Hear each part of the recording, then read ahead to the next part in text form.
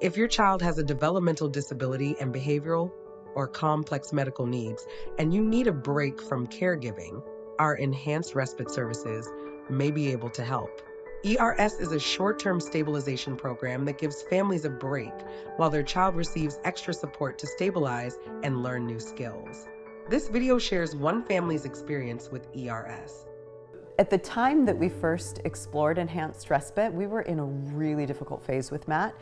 He was experiencing some psychiatric issues, and it was getting hard to function as a family, and we were considering out-of-home placement, and that was really hard for us to even explore because Matt's such a big part of our family and we love him so much. But for the health and well-being of my other kids, I felt like we needed to do that. And our case manager came to us and said, you know, there's this service that's incredible. It's called Enhanced Respite. And basically, it would give you guys a month to just kind of catch your breath. And so as enthusiastic as we were for that opportunity, when it kind of came to be real, it was really, really hard for us. And I had a really difficult time letting Matt go into this other place and be away from us for a month. And for me, like I said, it was super emotional, but I felt so much peace. We know that it's a big adjustment being out of the home, so we want to bring as much comfort, as much kind of stability for them being outside of their normal environment. So we do a lot of intake work before, just so we can better prepare ourselves to help the youth themselves. And then as well as the family, we want to make sure that we're working on the goals that the family really wants to identify. Sometimes the families kind of this area of crisis where they don't even know exactly what those goals look like until we really dive into it.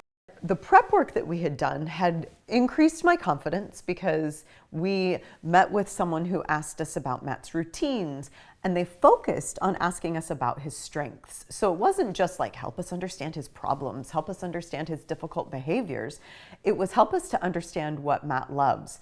And I was like, we're not focusing that much on some of these challenges. I was a little bit nervous, and they were just very reassuring to me that, you know, we're equipped to manage whatever. Don't worry if you're sending a kid that you think is hard to us. We got this. Typically, it's taking the first week or two for, you know, the youth to get kind of acclimated to the staff, to their new environment, and for our staff too, to get to know the kiddos, how they communicate.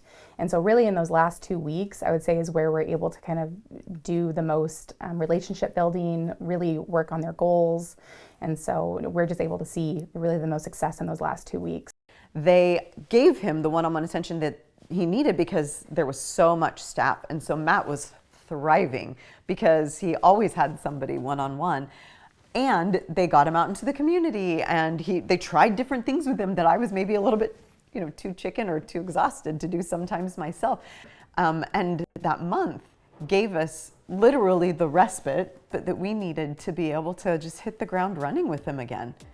And I would tell families, I'll look in the camera and say, you have to try this. It's scary, it's hard, it's emotional, and it's good.